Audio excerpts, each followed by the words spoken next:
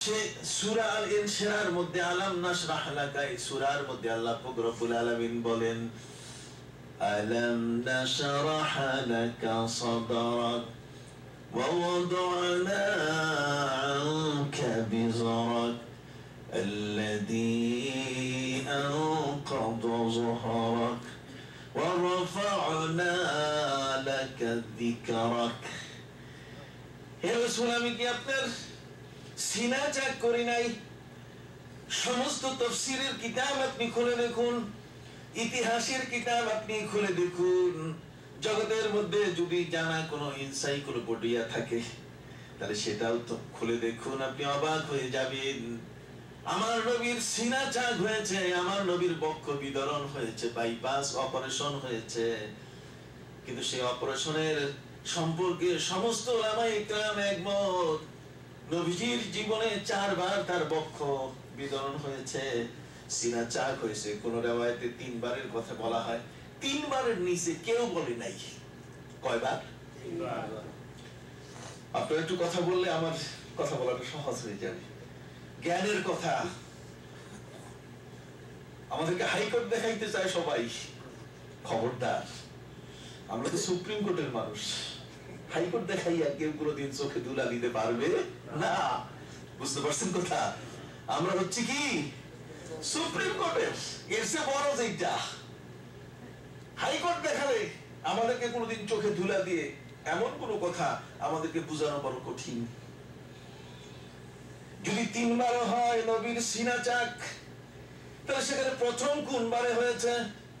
সমস্ত তাফসীরের কিতাবের মধ্যে বলা হয়েছে আমার নবীজি জন্ম নেয়ার পরে যখন দাই হালিমার ঘরে তিনি গেলেন, সেখানে দাই হালিমার ঘরে থাকা অবস্থায় নবীজি মাঠে গেছিলেন খেলার জন্য। শিশু বয়সে আল্লাহ পাক রব্বুল আলামিন আমার নবীর সিনা চাক করে যখন নবীকে সুস্থ করে তুলছেন, এটা দেখে তার ওই দুধ ভাই আব্দুল্লাহ, দাই হালিমার ছেলে, দৌড়াই গিয়ে মাকে বলছে যে মা, ভাইয়াকে মাটির উপরে শোয়ানো হয়েছে এবং তার সিনা কি জানি কেটে ফেলা হয়েছে, তুমি দৌড় দাও। মা আস্তে আস্তে এদিকে অপারেশন শেষ, সুবহানাল্লাহ, সাকসেস অপারেশন হয়েছে, আল্লাহর নবী সুস্থ হয়, তার এখন ফিরে আসা শুরু করেন। সমস্ত কিতাবের মধ্যে তাফসীরের মধ্যে নবীজির শিশুকালীন অপারেশনের কথা পবিত্র কোরআনের সূরা আল ইনশিরাহ থেকে আল্লাহ বলে দিলেন। নবীর জীবনী তো আল্লাহ আলোচনা করতেছেন আরো আগের থেকে, আর আমরা শুধু 40-এর পরে যাইতে চাই, খালি 40। কথা বুঝতে পারছেন? 23 বছর মাথার মধ্যে কেরা লেগে গেছে, বেড়া লেগে গেছে, 23 বছরটা আর যায় না।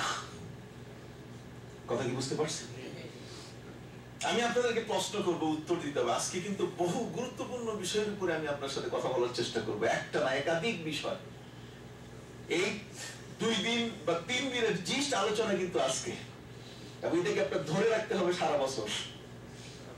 এটা ছাড়া যাবে না ইনশাআল্লাহ, এটাকে ছাড়া যাবে না, এটাকে ধরে রাখতে হবে। আব্দু আলাইহা বিন নওয়াজিদ, রাসূল বলেছেন ইসলামকে শুধুমাত্র এই হাত দিয়ে মানে টুপি দিয়ে আর দাড়ি দিয়ে ধরে রাখবেন তা নয়, বরং দাঁত দিয়ে ধরে রাখতে হবে। এই সামনের যে ব্যগ্র দাঁত, সামনের যে শক্ত দাঁত, ওই শক্ত দাঁত যখন দাঁত মানুষ একটা আরেকটার সাথে মিশায় তখন যেমন শক্ত হয়ে যায়, ঠিক এই দাঁত দিয়ে আমার রাসূলের সেই বিধান, আমার রাসূলের গোটা জিন্দেগি নিয়মগুলোকে ধরে রাখতে হবে, যাতে কেউ নিতে না পারে, আমাকে যেন বাগাইতে না পারে। কারণ আমি তো রাসূলের, আমি তো কোনো ব্যক্তির না। আমি আমার রাসূলকে ভালোবাসতে চাই, আমি একটা ওয়ে পেতে চাই, আমি একটা রাস্তা চাই, যে রাস্তায় আমার রাসূলকে পেতে আমার কি হবে? সহজ হবে। আমি আপনাদের খিদমতে আরজ করতে চাই, আল্লাহ পাক রব্বুল আলামিন এমন একজন নবী আমাদেরকে তিনি দান করলেন, যে নবী পৃথিবীর মধ্যে কখন আসবেন, জগতের মধ্যে কখন আসা হবে, আল্লাহ পাক রব্বুল আলামিন তার ক্যাবিনেটে আলমে আজলের মধ্যে সমস্ত নবী, পৃথিবীর মধ্যে যারা আল্লাহর রয়্যাল গেস্ট, যারা জগতের মধ্যে সবার সেরা, জগতের মধ্যে যাদের সমকক্ষ কেউ নাই, যাদের জীবনে কোনো মিথ্যা নাই, যাদের জীবনে কোনো গুনাহ নাই, যাদের জীবনে কোনো অপরাধ নাই, ঠিক এমন ক্যাবিনেট ক্যাবিনেটের মেম্বার যারা, ওই সমস্ত নবী এবং রাসূলদের নিয়ে আল্লাহ পাক রব্বুল আলামিন জগৎ সৃষ্টি হয় নাই তার আগে আলমে আযলের বৈঠকে তিনি তাদের কাছে আমার নবীর খবর দিয়েছিলেন। সুবহানাল্লাহ। আমার নবীর খবর তো তার জীবনের 40 বছরের পরে না, খবর তো আগেই হয়ে গেছে। কথা বল না, এটা ব্রডকাস্ট হয়ে গেছে কি আগে, এটা প্রচার আগে হয়ে গেছে, এটা প্রচার 40 বছরের পরে না। কাজে তোমাকে বলতে গেলে পিছন থেকে আসতে হবে, ব্যাক করতে হবে অনেক দূরে। কথা বুঝতে পারছি? যেহেতু রোজ আজালে ভাইরা আমার, আল্লাহ পাক রব্বুল আলামিন এমন এক জগতের মধ্যে আমার নবীর সম্পর্কে, এই বিশ্ব জগতের সেরা যারা, জগতের মধ্যে মানব জাতির মধ্যে সর্বশ্রেষ্ঠ যারা, আল্লাহ পাক রব্বুল আলামিন তাদেরকে নিয়ে বৈঠকে এমন ভাবে আমার নবীর সম্পর্কে তিনি বিবরণ দিলেন, যারা ওই ক্যাবিনেটে, যারা ওই মিটিং এ উপস্থিত, আমার নবীর পরিচয় পাওয়ার পরে তারা বলা শুরু করলো যে আল্লাহ আমাদের নবুয়তি দরকার নেই, আপনি তার উম্মত বানায় দেন। দুনিয়া যখন সৃষ্টি হবে তখন থেকে আপনি তাকে একা নবী ঘোষণা করেন, আর দরকার নাই কারো।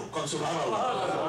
তার যে আদর্শ, অনুপম চরিত্র মাধুরী, তিনি একাই গোটা জগতের জন্য যথেষ্ট, আপনি তার হায়াত বাড়ায় দেন। সুবহানাল্লাহ। হায়াত বাড়াই দিতে আল্লাহ কি কোন জায়গায় কোন লস আছে? কথা বল নাকি? কোন জায়গায় কি লস আছে? আসুন আমি একটা ঘটনা বলি আপনাদের, তাহলে মনে আসবে। আল্লাহর নবী অসুস্থ হয়ে পড়লেন। হযরত আলী রাদিয়াল্লাহু তাআলা আনহু, নবী অসুস্থ হয়ে যাওয়ার কারণে তিনি ভিজিটরের উপরে নিষেধাজ্ঞা জারি করলেন, নবীর সাথে এখন কোনো দেখা সাক্ষাৎ করা যাবে না, কোন ভিজিটর এলাও করা হবে না। অতএব নবী সুস্থ হন, রাসূল সুস্থ হন, তিনি সুস্থ হলে পরে তখন তার সাথে দেখা করা যাবে। এই জন্য হযরত আলী রাদিয়াল্লাহু তাআলা নিজেই তিনি পাহারাদারি শুরু করলেন। তিনি গেটের সামনে দর্শনার্থী আসলেই বলে দিতেন যে এখন দেখা হবে না, তিনি অসুস্থ। পরে পেছন দিক থেকে তার দুই ছেলে হযরতে হাসান এবং হযরতে হুসাইন রাদিয়াল্লাহু তাআলা আনহুকে রাখলেন, যাতে পিছন দিক থেকে কেউ ঢুকতে না পারে। আছে না বিশেষ ব্যক্তি পিছন দিক থেকে অনেক সময় ঢুকে। হযরত আলী রাদিয়াল্লাহু তাআলা আনহু নিয়মিত পাহারাদারি করছেন। আমার নবী অসুস্থ, বাইরে থেকে কেউ যেন প্রবেশ করতে না পারে, ভিজিটর এলাউ নয়।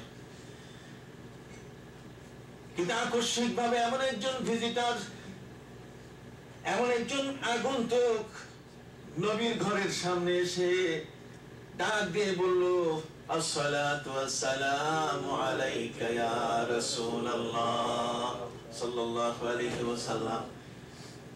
নবীজিকে সালাম বলার সাথে সাথে হযরত আলী বললেন, ভিজিটর তুমি সরো এখান থেকে, নবী অসুস্থ, তোমাকে ভেতরে প্রবেশ করতে দেওয়া হবে না, আমি এ যাবত কাউকে এলাউ করি নাই। ওদিকে ঘরের ভেতর থেকে আমার নবী হযরতে আলী রাদিয়াল্লাহু তাআলা আনহুকে বলা শুরু করলেন, আলী রে, ভিজিটরকে আসতে দাও, আগন্তুককে ঘরের ভেতরে ঢুকতে দাও। হযরত আলী বলেন, হুজুর, এ পর্যন্ত আমি কোনো ভিজিটর এলাউ করি নাই, কাউকে আসতে দেই নাই, আমি তাকেও আসতে দেব না। নবীজি বলছেন, না আলী, তুমি তাকে আসতে দাও, তুমি কি তাকে চেনো? হযরত আলী বলেন, হুজুর আমি চিনি না। নবীজি বলেন, আলী, এই ভিজিটর এমন একজন ভিজিটর, আজ থেকে এই পৃথিবীতে যতদিন মানুষ এসছে, বিশ্ব জগতের আমার আজকের এই মুহূর্ত থেকে পূর্বে যারা ছিল, এই ভিজিটর জীবনে কোনোদিন কাউকে সালাম দেয় নাই, আর আজকের পর থেকে কিয়ামতের আগ পর্যন্ত কাউরে সালাম দিবে না, কাউরে সালাম দিবে না। আগেও দেয় নাই, আমার পরেও দেবে না, শুধু আমারে সালাম দিছে। তুমি চিনো? এই তো হযরতে আজরাইল। আসতে দাও। হযরত আলী রাদিয়াল্লাহু তাআলা থরথর করে কাঁপা শুরু করলেন। হয় নবীজির ডাক পড়ে গেছে, আল্লাহর নবী মনে হয় আর আমাদের মাঝে বেশিক্ষণ নাই। নবীজি বলে দিলেন, আলী রে, এই আজরাইল যখন কার ঘরে আসে, সেই ঘর থেকে ফেরার মুহূর্তে ওই ঘরের মধ্যে মাতম শুরু হয়ে যায়, ওই ঘরের মধ্যে কান্নার রোল পড়ে যায়, কাউকে না কাউকে নিয়ে এসে সাথে চলে যায়, খালি হাতে যায় না। হযরত আলী রাদিয়াল্লাহু তাআলা আনহু তিনি অস্থির হয়ে থরথর করে কাঁপা শুরু করেন, কপাল ভিজে তার চোখ বেয়ে পানি পড়া শুরু করলো। নবীজি হযরত আজরাইলকে কাছে বসিয়ে বললেন, ভাই আজরাইল, আমি কি এখন রেডি হব?